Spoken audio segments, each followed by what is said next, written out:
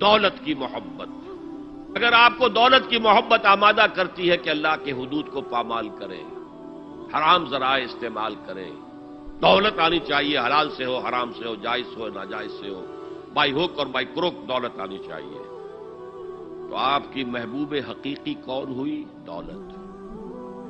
یہ دولت آپ کی معبود ہے. کون بڑے سے بڑا موحد اس شرک کا احساس رکھتا ہے؟ اور حضور نے اس قدر کلیئر فرمایا ہے، تعس عبد الدینار و عبد الدرہم، ہلاک ہو گیا یا ہلاک ہو جائے. یہ کلام خبریہ ہے یا یہ بد دعا ہے؟ تعس عبد الدینار و عبد الدرہم، درہم و دینار کا بندہ ہلاک ہو جائے. نام عبد الرحمن ہے، حقیقت میں عبد الدینار ہے، عبد الدرہم ہے. درہم و دینار آنے چاہیے، جائز سے یا ناجائز سے، حلال سے یا حرام سے، صحیح سے یا غلط سے، بائی حق اور بائی کروک. تو معبود کون ہوا؟ ہمارے ہندو بھائیوں نے کیا کیا؟ لکشمی دیوی دولت کی دیوی ہے، اس کی پوجا کرتے کس لیے؟ مطلوب کیا ہے؟ دولت. اس کی پوجا وہ خوش ہو جائے تو دولت ملے گی.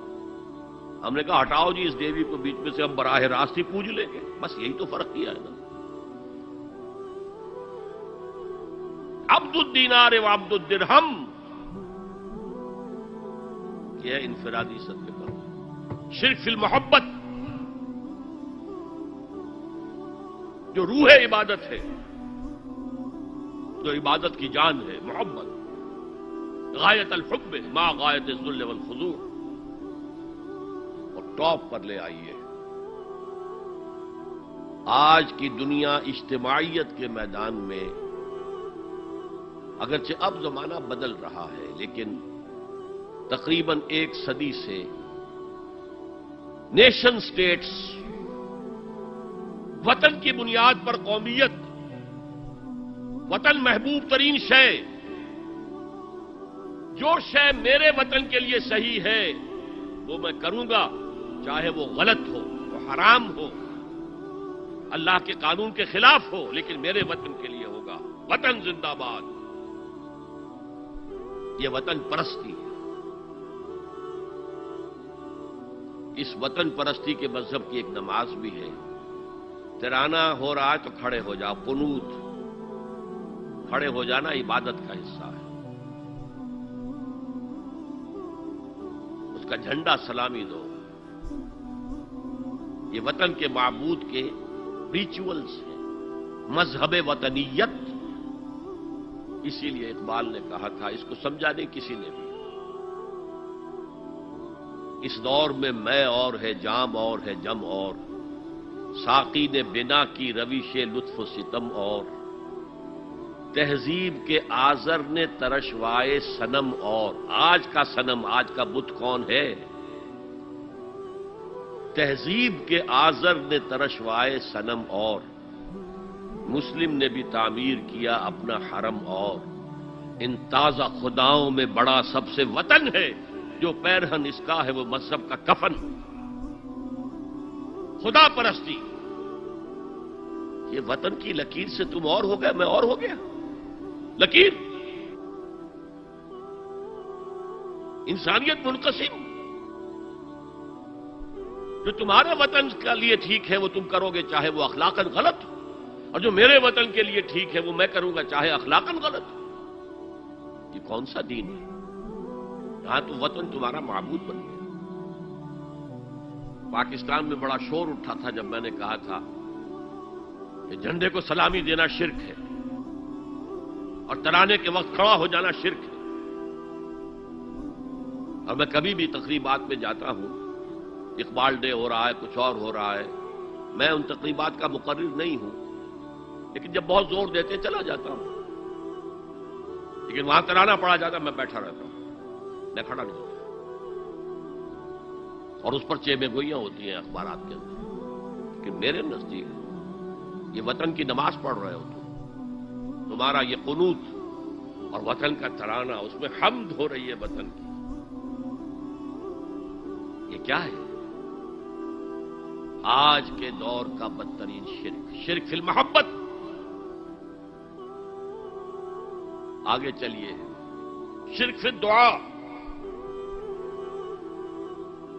کسی کو مت پکارو کسی مدد کے لیے سوائے اللہ۔ وَأَنَّ الْمَسَاجِدَ لِلَّهِ فَلَا تَدْعُوا مَعَ اللَّهِ أَحَدًا، اللہ کے ساتھ، یعنی ایک تو یہ کہ اللہ کو چھوڑ کر کسی کو پکارنا، ایک ہے اللہ کے ساتھ پکارنا، اللہ کو بھی پکارنا اوروں کو بھی پکارنا بدترین شرک ہے۔ دعا اللہ کے لیے، ندا اللہ کے لیے، اس کا بھی ذرا میں تجزیہ کر دوں آپ۔ دیکھیے، ایک ہے عام مادی قوانین دنیا کے جو ہے اس کے تحت کسی سے مدد چاہنا، بھائی ذرا مجھے پانی پلا دینا، یہ بھی آپ نے مدد چاہیے ہے نا۔ حضور کے بارے میں تو آیا ہے کہ آپ اتنے خوددار تھے صلی اللہ علیہ وسلم کہ اگر سواری پر ہوتے تھے اور آپ کا کوڑا نیچے گر جاتا تھا تو کسی سے یہ نہیں کہتے تھے کہ یہ کوڑا مجھے اٹھا کے دے دو،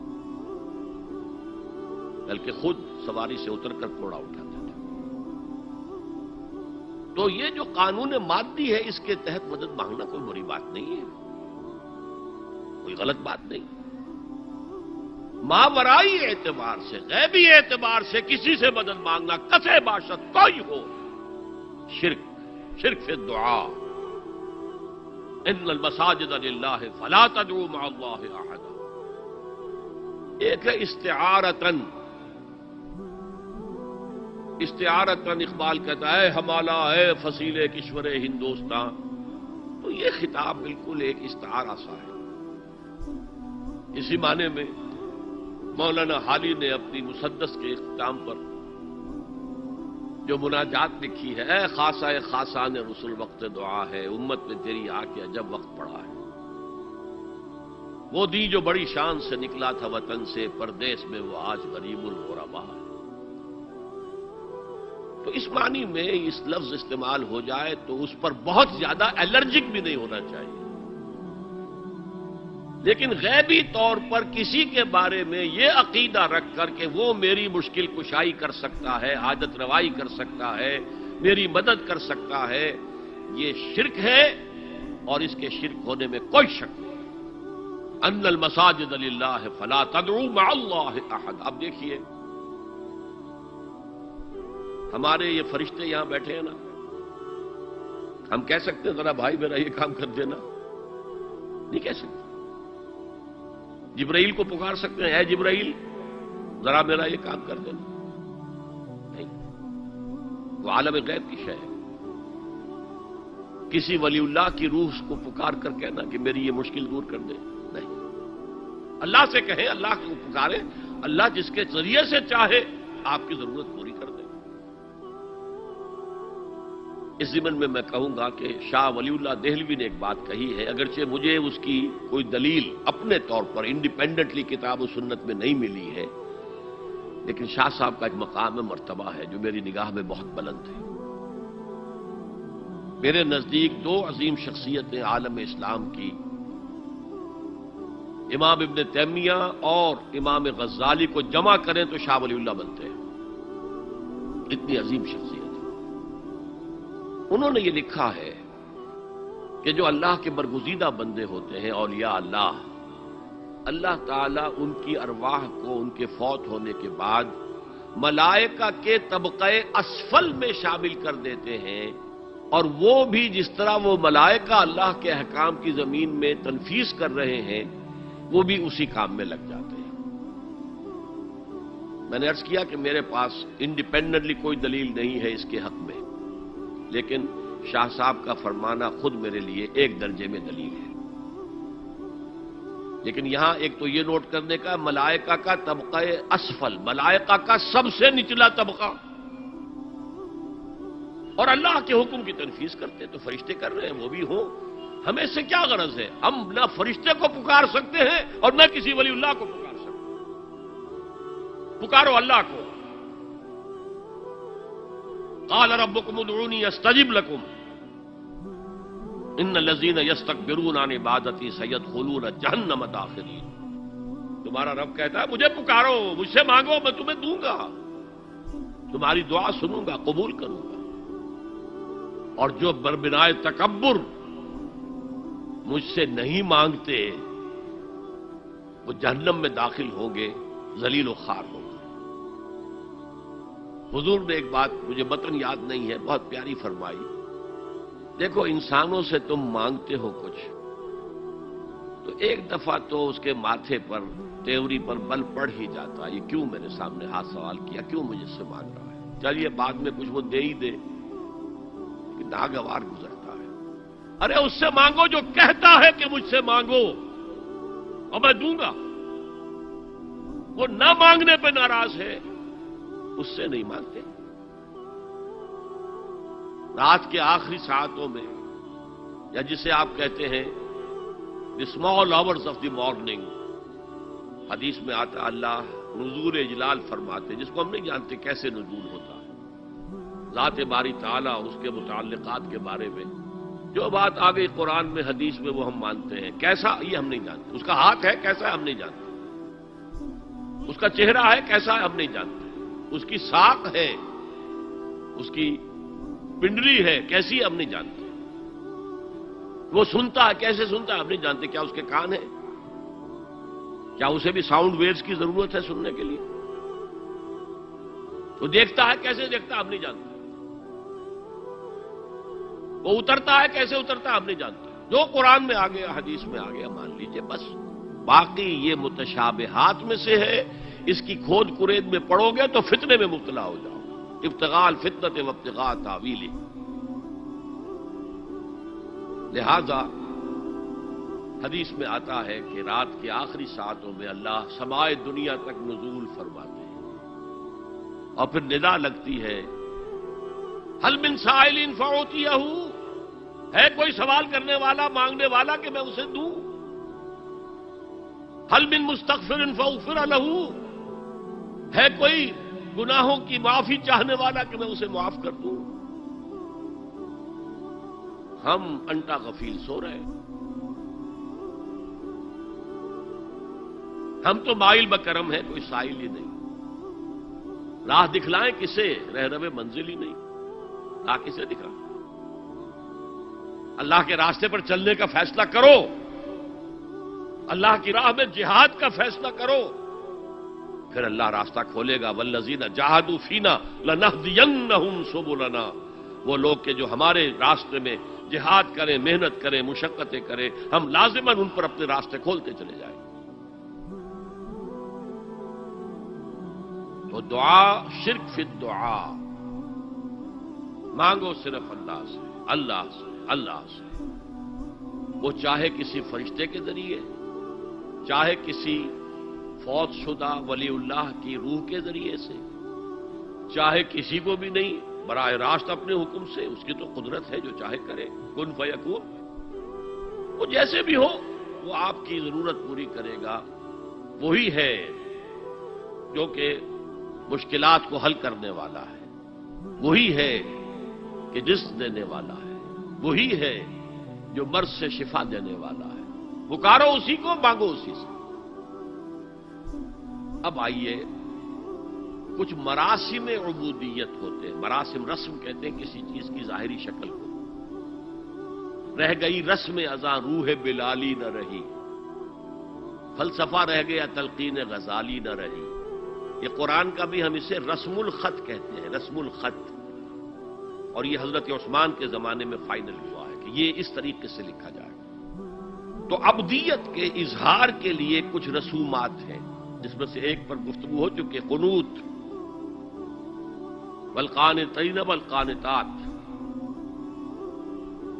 یہ جو ہے اللہ کے حضور میں چاہے ہاتھ باندھے چاہے ہاتھ کھلے ہوں، لیکن ذرا جھک کر گردن میں خم کر کے کھڑے ہونا، یہ نماز کے اندر جو قنوت ہے یہ قنوت ہے، یہ بھی اپنی عاجزی کا اظہار ہے، عجز اور تذلل، وہ جو ابن قیم کی میں نے ڈیفینیشن آپ کو بتائی، العبادت تجمع اصلین غایت الحب وغایت الذل والخضوع، حد درجے میں اللہ کے سامنے بچ جانا، جھک جانا، گر جانا، رکوع سجدہ اللہ کے سوا کسی کے لیے نہیں، اور اس معاملے میں دین محمدی جو اپنی تکمیل کو پہنچ گیا، الیوم اکملت لکم دینکم واتممت علیکم نعمتی ورضیت لکم الاسلام دینا، حضور کی بعثت سے قبل سجدہ تعظیمی جائز تھا. کسی شخص کی تعظیم کے لیے، اس کی عزت کے لیے اس کے سامنے سجدہ کرنا جائز تھا. حضرت یوسف کے سامنے ان کے والدین اور 11 بھائی سجدے میں گر گئے. بچپن میں خواب دیکھا تھا اور 40-50 سال بعد اس کی تعبیر بالفعل ایک اس واقعے کے طور پر سامنے آ گئی. سجدہ کرنا، جھکنا، سجدہ کرنا، یہ جائز تھا. سجدہ تعظیم حضور پر شریعت مکمل، توحید مکمل. اب ہر نوع کا سجدہ حرام مطلق ہے سوائے اللہ کے کسی کو. ہمارے مسلمانوں نے بھی اپنے دور ملوکیت میں سجدہ تعظیمی شروع کرا. عدالت کے اندر بادشاہ کے دربار میں جا رہے تو سجدہ، سر جھکا کر رکوع کی حالت میں. یا آپ کے پڑوس میں جو حیدرآباد کی ریاست تھی، سلام کیسے کرتے تھے، کتنے جھکتے تھے، اور پھر وہ جھک کر وہ سلام ہو رہے ہیں. یہ مشرکانہ فعل ہے. مغلیہ دربار میں بھی تھا. شیخ احمد سرہندی رحمت اللہ علیہ نے کہا غلط ہے، حرام ہے، جائز نہیں ہے. دربار میں شکایت پہنچ گئی. آخر مخبری کرنے والے بھی تھے، حاسد بھی تھے. وَمِن شَرِّ حَاسِدٍ إِذَا حَسَدَ. طلبی ہو گئی، بلایا گیا دربار میں حاضری، اور ایسا اہتمام کیا گیا کہ جب حضرت مجدد آگے آئیں بادشاہ تک جانے کے لیے تو درمیان میں ایک دیوار سی حائل کر کے اس میں کھڑکی کھول دی کہ اس میں سے جھک کر گزریں گے نا تو رکوع کسی درجے میں تو ہو جائے گا. رکوع بھی سجدے ہی کی ایک شکل ہے، سجدے کا ہاف کہہ لیجئے. لیکن یہ کہ جب آیات سجدہ آتی ہے قرآن مجید میں، وہ عام نمازوں میں دیکھتا ہوں کہ وہ آیات سجدہ والی آیات پڑھی نہیں جاتی، حالانکہ ان کی ایک خاص کیفیت ہے. تراویح میں تو پڑھی جاتی ہے لیکن پہلے بتا دیتے ہیں کہ یہ دوسری رکعت میں یا پہلی رکعت میں سجدہ آ رہا ہے تو لوگ تیار ہوتے ہیں. رکوع بھی اگر فوراً ہو جائے آیت سجدہ کے بعد تو اس سے بھی اس سجدے کا حق ادا ہو جاتا ہے. بہرحال حضرت شیخ مجدد رحمت اللہ علیہ دربار میں آئے تو اس کھڑکی میں سے پہلے پاؤں گزارے، پھر اپنا سر نکالا، پھر جیل میں ڈال دیے گئے، کوئی پرواہ نہیں. حاضر ہوا میں شیخ مجدد کی لحد پر، وہ خاک کے ہے زیر فلک مطلع انوار. گردن نہ جھکی جس کی جہانگیر کے آگے، جس کے نفس گرم سے ہے گرمی احرار. وہ ہند میں سرمایہ ملت کا نگہباں، اللہ نے بر وقت کیا جس کو خبردار. دین الہی، دین محمدی کے خاتمے کا اعلان تھا. اب بڑے بڑے مولویوں نے یہ اکبر کو سبق پڑھایا تھا. بڑے مولوی، درباری مولوی، انہوں نے سبق پڑھایا تھا. اللہ کا ایک دن 1000 برس کا ہوتا ہے اور اللہ کا ہر معاملہ 1000 سال تک ہوتا ہے. اب 1000 سال ہو گئے محمد کی رسالت کو، ان کی رسالت کا دور ختم صلی اللہ علیہ وسلم. اب دوسرا 1000 سال، اسی لیے الف ثانی کہتے ہیں نا، الف ہزار کو کہتے ہیں الف ثانی. یہ دوسرا 1000واں سال جو شروع ہو گیا ہے، اس میں ایک نئے دین کی ضرورت ہے. وہ دین اکبری ہے، دین الہی ہے. اور دین الہی کیا تھا؟ یہ ایک بہت بڑی سیاسی تدبیر تھی، اصل میں بہت بڑی سیاسی تدبیر، اور اس کا ظہور بعد میں بھی ہوا ہے ہندوستان کی سرزمین میں. وہ یہ کہ ہندوستان کی ترقی میں جو چیز سب سے بڑی رکاوٹ ہے وہ مذہبی اختلافات ہیں. لہذا ایسا کرو، سارے مذاہب جو ہیں اسے ہاون دستے میں ڈالو، کوٹ کوٹ کے چورا چورا کر کے بناؤ صفوف، اور یہ مذہب سب کا ہو جائے تو مذہبی اختلافات ختم ہو جائیں. دوسری بات ان کی سمجھ میں یہ آ گئی کہ اصل میں اختلاف رسالت اور شریعت کی بنیاد پر ہوتے ہیں. لہذا دین الہی، بس خدا کو مانو، بس رسالت وغیرہ کو چھوڑو. خدا تو سب کا رب ہے، اسے آپ پرماتما کہہ لیں، مہادیو کہہ لیں، جو چاہے کہہ لیں، اللہ کہہ لیں، رام کہہ لیں. قل ادعوا اللہ والرحمن ایما تدعوا فلہ الاسماء الحسنی. قرآن کہتا ہے تم اللہ کہہ کر پکار لو یا رحمان کہہ کر پکار لو، جس کو بھی تم پکار رہے ہو یہ جان لو کہ تمام اچھے نام اسی کے ہیں۔ یہ فلسفہ تھا بہت گہرا، وہ جاہل تھا، ان پڑھ تھا، لیکن بہت بڑا سیاستدان تھا اکبر، اس میں کوئی شک نہیں۔ لیکن یہ کہ اگر ایک حکومت اور جو سب سے بڑا مغل اعظم جس کو کہتے ہیں، اس کے زمانے میں مسلمانان ہند جو ہیں سیاسی اعتبار سے اپنے عروج پر تھے، لیکن دینی اعتبار سے پاتال کا معاملہ آ گیا تھا، دین محمدی ختم۔ 1000 سال کا ایک دن ہے اور وہ ختم ہو چکا۔ اللہ نے اٹھایا مجدد الفسانی رحمت اللہ علیہ اور ان کی درویشانہ مساعی کے ذریعے سے۔ اب دیکھیے اس زمانے میں تصوف کے ذریعے سے سب سے بڑا شرک آ رہا تھا، وحدت الوجود کی ایسی تعبیرات ہو رہی تھی جو ہماوست بن گئی تھی۔ ہماوست اور وحدت الوجود کے درمیان تو زمین آسمان کا فرق ہے۔ ہماوست میں کائنات حقیقی ہے، خدا اس میں حل ہو چکا ہے، اس کے اندر ظاہر ہو گیا، اور وحدت الوجود میں وجود حقیقی صرف اللہ کا، اس کائنات کا وجود کوئی ہے ہی نہیں حقیقت میں۔ لیکن یہ ختم ہو رہا تھا۔ اس پہلو سے مجدد الفسانی کے مجدد اعظم کو اللہ نے کھڑا کیا، شیخ احمد حضرت عمر کی اولاد سے تھے، فاروقی تھے، شاہ ولی اللہ بھی فاروقی تھے، رگے فاروقیم کہتے ہیں شیخ احمد سندھی، میری فاروقی رگ پھڑکتی ہے اس پر۔ اس کے نتیجے میں وہ دین الہی کا خاتمہ ہوا۔ بعد میں ہمارے ہاں یہ آیا ہے ہندوستان میں برہمو سماج، برہمو سماج، اور گاندھی جی بھی اسی فلسفے کے قائل تھے، وحدت ادیان کے۔ اور یہ سیاسی اعتبار سے بہت اونچی ذہنی سطح کی غمازی کرنے والی بات ہے کہ ہندوستان کے اندر کے یہ مذہبی اختلافات کو اگر ہم کسی طرح کھرل کر کے ختم کر دیں، ہاون دستہ میں ڈال کے کر دیں، تو پھر یہ کہ یہاں ترقی ہی ترقی ہے۔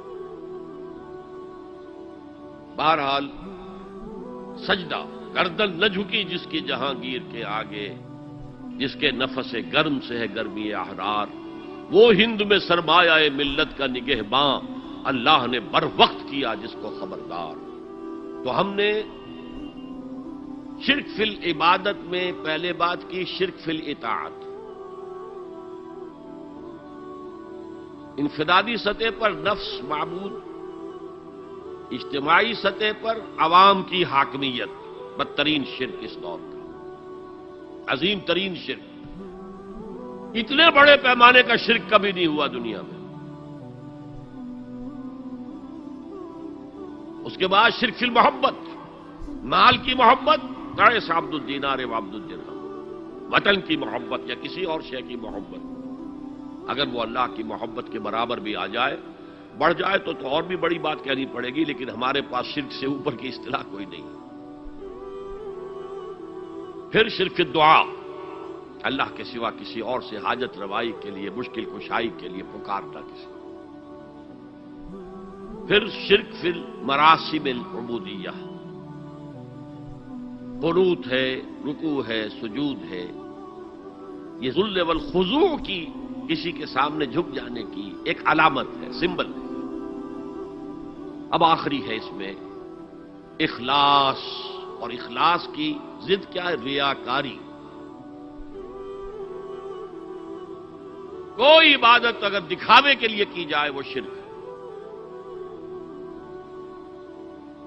یہ شرک خفی کہلاتا ہے۔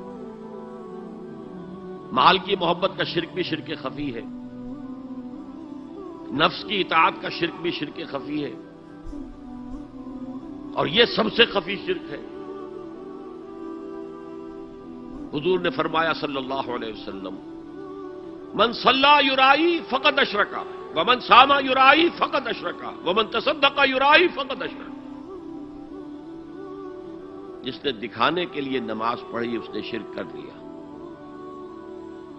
جس نے دکھاوے کے لیے روزہ رکھا اس نے شرک کر لیا،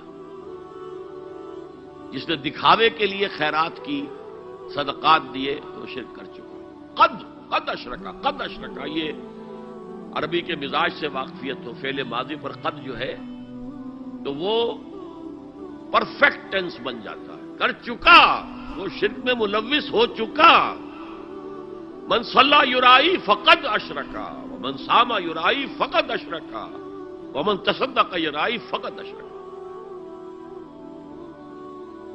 اور تجزیہ کر کے یہاں تک بتایا کہ اگر کوئی شخص نماز پڑھ رہا ہو اور جب وہ یہ دیکھے کہ کوئی اسے دیکھ رہا ہے تو اپنے سجدے کو طویل کر دے تو یہ شرک ہے. فرض کیجئے 5 سیکنڈ کا سجدہ وہ کر رہا تھا، اب اس نے 7 سیکنڈ کا کیا ہے. یہ 2 سیکنڈ کس کے لیے ہے؟ اس ایک سجدے کے 2 مسجود ہو گئے. وہ 5 سیکنڈ کا سجدہ تو اللہ کے لیے، 2 اس کے لیے شرک ہو گئے. ایک اور بات فرمائی صلی اللہ علیہ وسلم، شرک خفی کو پہچاننا اور دیکھنا اتنا ہی مشکل ہے جتنا کہ کسی سیاہ شب میں، تاریک رات میں کسی سیاہ پتھر پر چلنے والی سیاہ چیونٹی کو دیکھنا مشکل ہے. تشبیہ کا بلاغت اور فصاحت کی انتہا ہے. جیسے میں نے عرض کیا تھا کہ ایک جوڑے کی 2 جوتیوں کے مابین جو مشابہت ہے امت مسلمہ اور سابقہ امت بنی اسرائیل کی، ان کے اوپر جو حالات وارد ہوئے ان میں وہی مشابہت.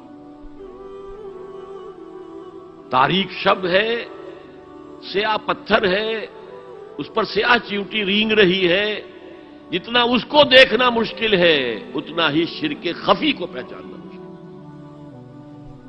کدھر کدھر سے آپ پر حملہ آور ہو جائے گا، کدھر کدھر سے آ کر آپ کی عبادت میں، آپ کی توحید میں نقب لگائے گا، اس کا آپ کو اندازہ ہو نہیں سکتا. بڑا مشکل ہے، بہت زیادہ چوکس رہنے کی ضرورت ہے.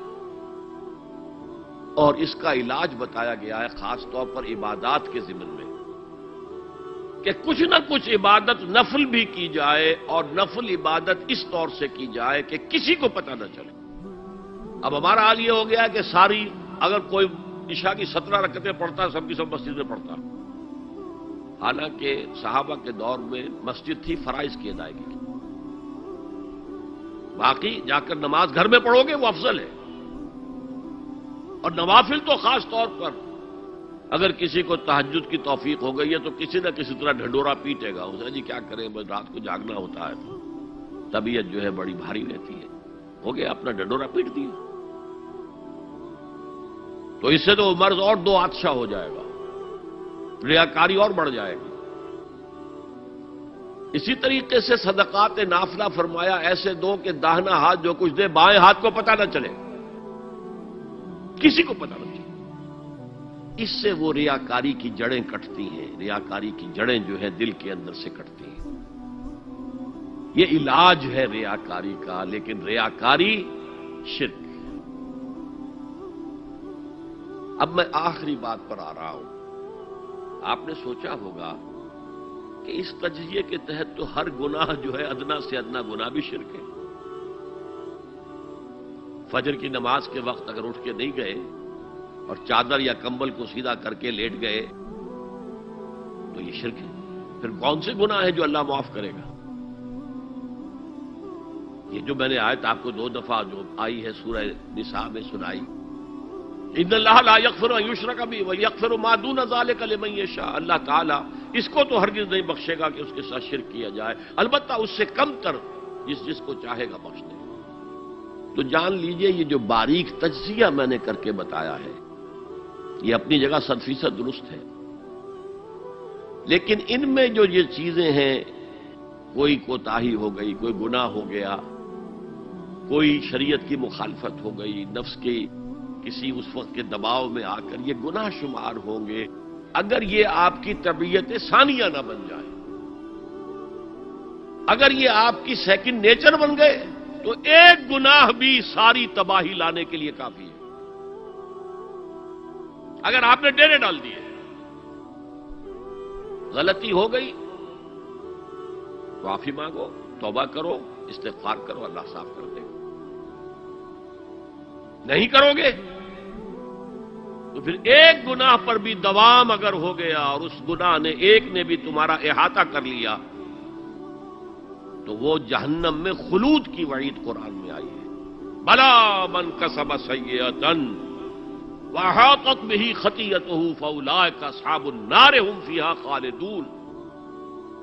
جو نہیں جس نے کوئی ایک بھی بڑا گناہ، چھوٹا نہیں، یہ چھوٹے چھوٹے گناہ جو ہوتے رہتے ہیں، گناہ کبیرہ لمم جن کو کہا گیا ہے، اس کی اللہ تعالیٰ کے ہاں پکڑ نہیں ہے، بلکہ وضو کرتے ہیں تو ہاتھوں کے اس طرح کے گناہ وہ دھل جاتے ہیں، آنکھوں کے گناہ دھل جاتے ہیں. گناہ کبیرہ اگر ایک بھی کریا اور مستقل کیا اور اس پر ڈیرے ڈال دیے اور وہ آپ کا احاطہ کر لے. آج کے دور میں سود کا نظام، سودی کاروبار، وہ تو آپ کا احاطہ کر گیا، آپ کے پورے وجود کا احاطہ کر گیا. بھلا من کسب، اور کسبہ کہتے ہیں جان بوجھ کر کرنا. ایک ہے خطا سے ہو گیا، غلطی سے ہو گیا، وقتی طور پر کوئی تحریک ایسی ہو گئی، غلط ماحول میں بیٹھے ہوئے تھے، اس کے زیر اثر کوئی آپ سے بھی غلط حرکت سرزد ہو گئی، کبھی نفس کا جوش کچھ ایسا ہوا کہ آپ مغلوب ہو گئے. ٹھیک ہے، اسینشلی وہ شرک ہے، لیکن یہ شرک گناہ کے درجے میں شمار ہوگا اگر آپ توبہ کر لیتے ہیں، رجوع کرتے ہیں، استغفار کرتے ہیں، اللہ بخشنے والا. لیکن اگر ایک گناہ کبیرہ بھی جان بوجھ کر اختیار کر لیا اور اسے مستقل اپنی زندگی کے اندر شامل کر لیا، بلا من کسب سیئۃ واحاطت بہ خطیئتہ فاولئک اصحاب النار هم فیہا خالدون. تو وہ پھر جہنمی ہیں، آگ والے ہیں، اور اس میں ہمیشہ ہمیشہ کے لیے رہنے والے. شرک فی ذات کے ضمن میں میں نے عرض کیا تھا کہ سورہ اخلاص جامع ترین اس کی نفی پر ہے، اور شرک فی صفات کی کامل نفی پر آیت الکرسی ہے. آیت الکرسی ایک لمبی آیت، جیسے آیت البر ایک لمبی آیت تھی، اور اس کو حضور نے فرمایا ہے سیدۃ آیات القرآن، پورے قرآن مجید کی آیات کی سردار ہے یہ. اور یہ شرک فی صفات کے ضمن میں یہ شمشیر قاطع ہے، شمشیر برہان ہے. اللہ لا الہ الا ہو الحی القیوم، یہ وہی ہے. قل هو اللہ احد اللہ الصمد الحی، اللہ زندہ ہے، لیکن اس کی زندگی کو اپنی زندگی پر قیاس نہ کرنا. تمہیں خوراک کی احتیاج ہے، اسے کوئی ضرورت نہیں. ما اريد منهم من رزق وما اريد ان يطعمون، مجھے کوئی احتیاج نہیں کہ مجھے کوئی رزق پہنچائیں، رزق دیں، مجھے کھلائیں، مجھے کوئی ضرورت نہیں. پھر تمہاری حیات نیند، اونگ، تھکان، ان تمام کمزوریوں کے ساتھ ہے. وہ الحی ہے، اپنی ذات میں خود زندہ ہے، حیات اس کی ذاتی ہے، کسی اور نے عطا نہیں کی ہے. ہماری تو مستعار ہے، عمر دراز مانگ کے لائے تھے، 4 دن 2 آرزو میں کٹ گئے، 2 انتظار میں. اور القیوم بقیہ پوری کائنات کے لیے وہی ہے، اس کو تھامے ہوئے ہے. لا تاخذہ سنۃ ولا نوم، الحی، حیات کامل، کہ اس کو نہ نیند آتی ہے نہ اونگ آتی ہے. لہ ما فی السماوات و ما فی الارض، آسمان اور زمین میں جو کچھ ہے اسی کی ملکیت ہے. تم کسٹوڈینز ہو، تم امین ہو. این امانت چند روزہ نزدماس، در حقیقت مالک شے ہر شے خداست. یہاں تک کہ یہ میرا جسم بھی میرے پاس امانت ہے. میں کون ہوں؟ میری خودی، میری انا، میری روح جو پوزیس کرتی ہے اس بدن کو، لیکن یہ پوزیشن ملکیت کا نہیں ہے، امانت کا ہے. یہ امانت، یہ ہاتھ بھی امانت ہے، میری زبان بھی امانت ہے، میری آنکھیں بھی امانت ہے. من ذا الذی یشفع عندہ الا باذنہ، یہ یہاں پر انداز بڑا پرجلال. کون ہے وہ جو شفاعت کر سکے اس کے دربار میں مگر اس کے اذن سے؟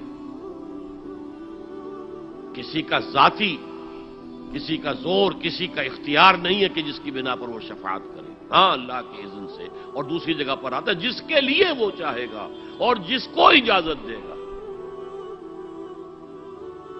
جیسے کہ آتا ہے اما یتساءلون میں، یوم یقوم الروح والملائکۃ صفا،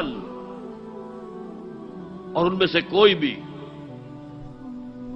بات نہیں کر سکے گا، کلام نہیں کر سکے گا. لا یتکلمون الا من اذن له الرحمن، سوائے اس کے جسے رحمان اجازت دے. وقال صوابا، اور صحیح بات کرے گا، کوئی غلط بات نہیں کرے گا. یعلم ما بین ایدیہم وما خلفہم ولا یحیطون بشیء من علمہ الا بما شاء. وہ تو جانتا ہے جو کچھ بھی ان کے سامنے ہے اور ان کے پیچھے ہے، اور یہ کوئی احاطہ نہیں کر سکتا مخلوقات میں سے، اس کے علم میں سے کسی کا بھی، سوائے اس کے جو وہ خود چاہے. یہاں بڑے ہی لطیف انداز میں شفاعت باطلہ کے تصور کی نفی ہو گئی. دیکھیے، آپ کہیں جا کر کسی مجسٹریٹ سے سفارش کرتے ہیں تو کیا کہتے ہیں؟ اجی یہ فائل کے اوپر جو کچھ ہے آپ اس پر نہ جائیے، یہ گواہیاں وغیرہ جھوٹی ہو گئی ہیں، میں آپ کو بتاتا ہوں اصل بات کیا ہے. اللہ کے سامنے کوئی یہ کہہ سکے گا اے اللہ تیرے علم میں نہیں ہے، میرے علم میں ہے. یعلم ما بین ایدیہم وما خلفہم، وہ تو جانتا ہے جو کچھ ان کے سامنے اور جو کچھ ان کے پیچھے ہے. ولا یحیطون بشیء من علمہ الا بما شاء، اور ان میں سے کوئی بھی، جیسے کہ میں ابھی بتا چکا ہوں، بریلوی مکتب فکر بھی کہہ رہا ہے کہ اللہ کا دیا ہوا علم ہے، محمد رسول اللہ کا جتنا ہے، لا محدود نہیں ہے، محدود ہے، قدیم نہیں ہے، حادث ہے. تو جتنا اللہ چاہتا ہے، جس کے لیے جتنا چاہتا ہے، لیکن اس کے علم میں سے احاطہ نہیں کر سکتا کوئی مگر جو وہ چاہے. وسع کرسیہ السماوات والارض، اس کا اقتدار چھایا ہوا ہے، مستولی ہے، آسمانوں پر بھی اور زمین پر بھی. ولا یؤودہ حفظہما، اور اسے عاجز نہیں کر سکتی ان دونوں کی حفاظت. قیوم وہی ہے، صمد وہی ہے، لیکن اسے کوئی تکان تاری نہیں ہوتی، عاجز نہیں ہوتا. یہ اصل میں نفی ہے. جو تورات حافظے سے مرتب کی گئی تھی، 587 میں نبوکدنضر کا جو حملہ ہوا تھا، اس میں اصل تورات گم ہو گئی. اس وقت سے آج تک وہ اصل تورات ان کے پاس نہیں. پیریڈ آف کیپٹیوٹی سے واپس آئے ہیں بیت المقدس میں، سائرس کے لطف و کرم کی وجہ سے، ذوالقرنین کے لطف و کرم کی وجہ سے، پھر یادداشتوں سے لوگوں نے وہ تورات مرتب کی ہے. تو اس میں انسانی فکر شامل ہو گیا. لہذا وہاں یہ لکھا ہے اللہ نے 6 دنوں میں آسمان اور زمین پیدا کیے اور 7ویں دن آرام کیا، یعنی کوئی تکان لائق ہو گئی. قرآن نے کہا، اللہ تعالیٰ نے فرمایا سورہ قاف میں، وَلَقَدْ خَلَقْنَا السَّمَاوَاتِ وَالْأَرْضَ وَمَا بَيْنَهُمَا فِي 6 أَيَّامٍ وَمَا مَسَّنَا مِن لُغُوبٍ. یقیناً ہم نے آسمان اور زمین اور جو کچھ ان دونوں کے مابین ہے انہیں 6 ہی دنوں میں پیدا کیا. وہ بات ٹھیک ہے، لیکن ہمیں کوئی تکان لائق نہیں ہوئی کہ ہمیں کسی آرام کی ضرورت ہوتی.